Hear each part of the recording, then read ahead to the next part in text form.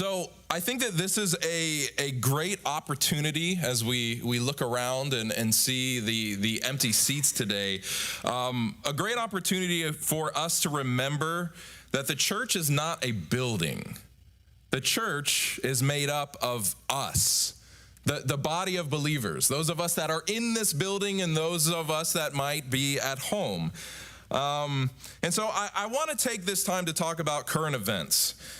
I hope that all of you have seen our Edmond Church contingency plan. If you haven't seen it, it's out there on the table in the foyer. It's on a couple of the tables, printed there, and it's also on our Facebook page. It is also on our website. So after last night's confirmed Oklahoma County case of coronavirus, we are currently under stage 2 of the plan. So if you look that over, you might understand why we're going to move the tithes and the offerings to the end of the service. We're going to place the plates back there, and also the children's offering is back there. So as you leave today, you can turn in your cash and tithe envelopes back there. So after my sermon, I will pray, and then Nathan, I'll call you up and you can give the call then. So please, if you haven't already, like our Facebook page and turn notifications on, subscribe to our YouTube page and turn notifications on. This past week, we've sent out a lot of messages and updates, and I know that many of you haven't seen them for a number of different reasons. We're going to continue using email. We're going to continue using One Call, but if you haven't signed up for One Call, and if you're not on our email list, you're not going to get those. So the best way to stay with us as we're sort of traversing these new waters that are changing every day is to go to our Facebook page, go to our church website, and go to our YouTube page. With the way things are going concerning the coronavirus, it pretty much seems inevitable that church will be canceled for a number of weeks. We haven't done that yet, but I just want you to prepare for that.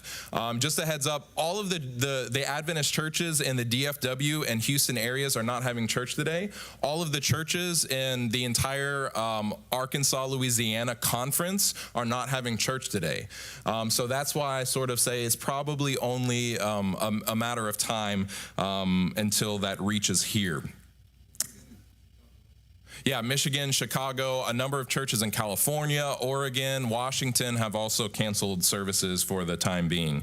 And so if church is canceled, I've also made the decision to consistently create videos to post on our YouTube page. I can't promise daily videos, but I will commit to making multiple videos a week. Videos not just to keep you up to date with what's going on with the church, but to also offer hope and encouragement in our Lord and Savior Jesus Christ.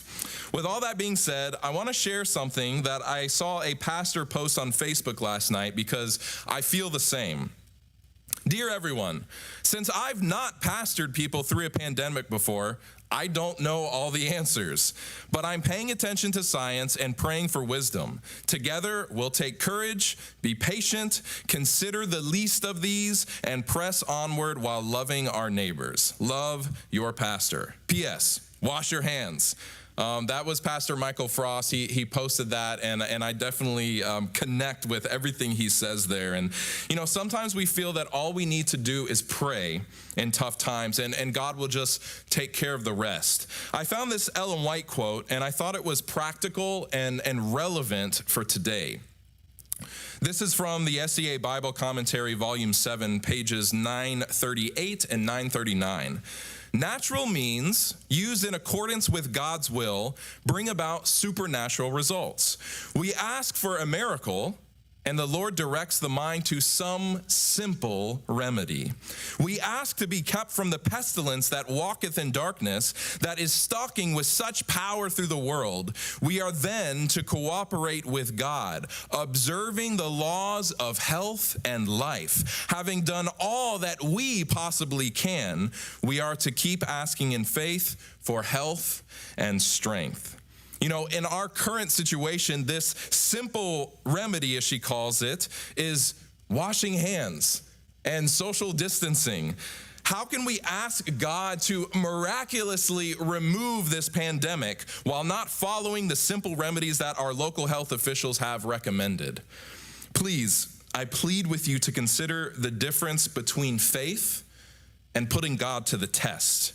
There's much confusion on the differences. I keep hearing this. Someone in my pastor's group shared this post from Beth Moore last night. It would be a mistake for us in Christian circles to disregard the warnings about large gatherings. If the thought is, we're the church, we'll do whatever we please and God will protect us. He does not protect the proud. He opposes them. We are not snake handlers, we're servants. Once again, God has given us brains. God has put leaders into places of influence to give us some of this information. We need to follow common sense. Precaution does not equate to fear. Let me say that again. Precaution does not equate to fear. Following public health officials and state officials' guidelines does not equate to a lack of faith. God gave us doctors, scientists, and common sense. We must use these.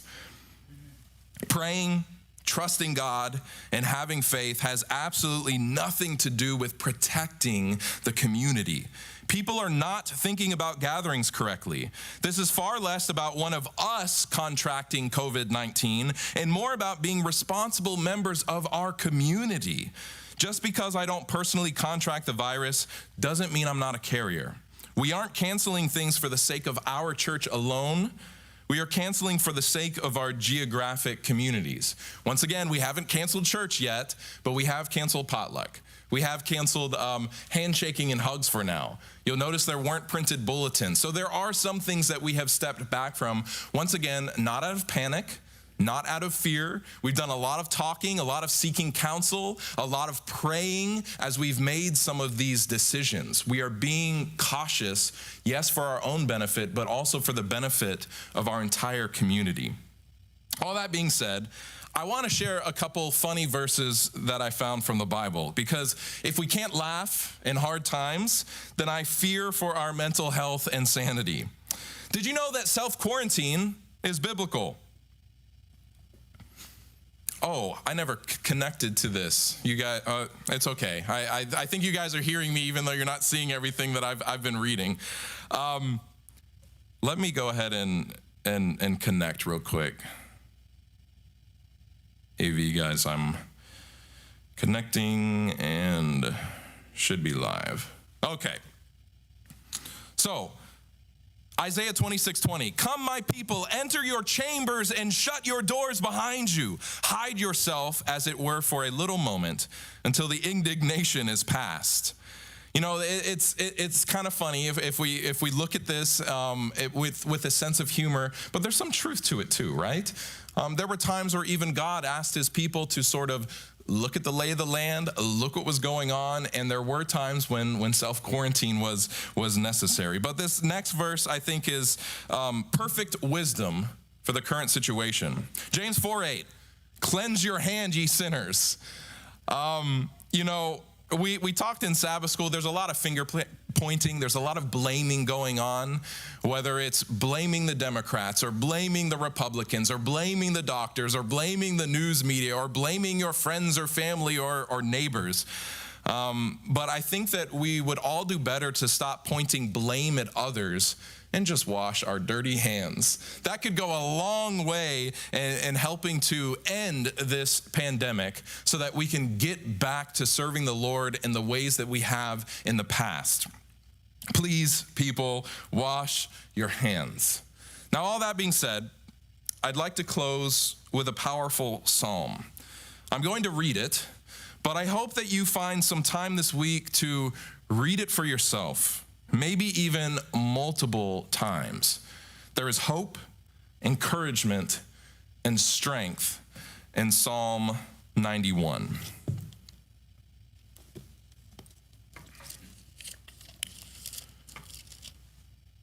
Psalm 91. He who dwells in the secret place of the Most High shall abide under the shadow of the Almighty.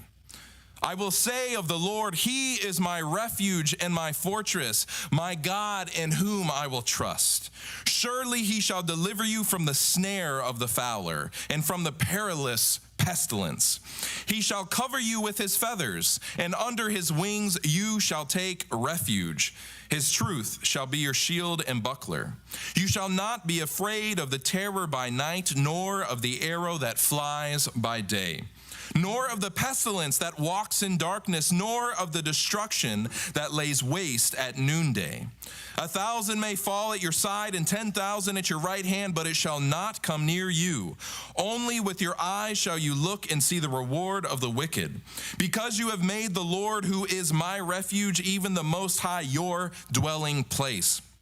No evil shall befall you, nor shall any plague come near your dwelling. For he shall give his angels charge over you to keep you in all your ways. In their hands they shall bear you up, lest you dash your foot against a stone. You shall tread upon the lion and the cobra, the young lion and the serpent you shall trample underfoot, because he has set his love upon me. Therefore I will deliver him. I will set him on high, because he has known my name. He shall call upon me, and I will answer him. I will be with him in trouble. I will deliver him and honor him. With long life I will satisfy him and show him my salvation.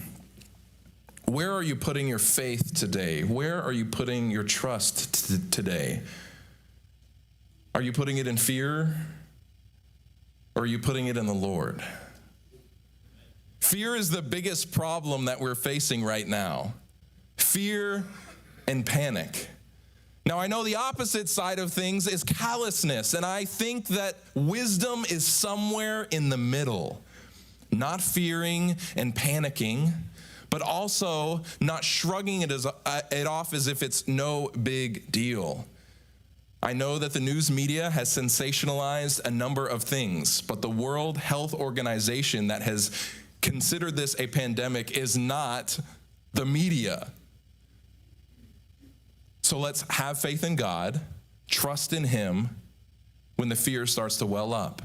But in the meantime, do all that we can to be cautious, to look out for the most vulnerable, and depend upon God as we traverse some uncertain times, believing that however this thing ends, whether it's the end of the world or whether the whole thing just ends tomorrow, God is leading us, and God is going to fix all of these problems in the world, and we have a life to look forward to in eternity with no more sin, no more pestilence, no more famines, no more heartache and tears. And that's where we need to take hope. Thank you.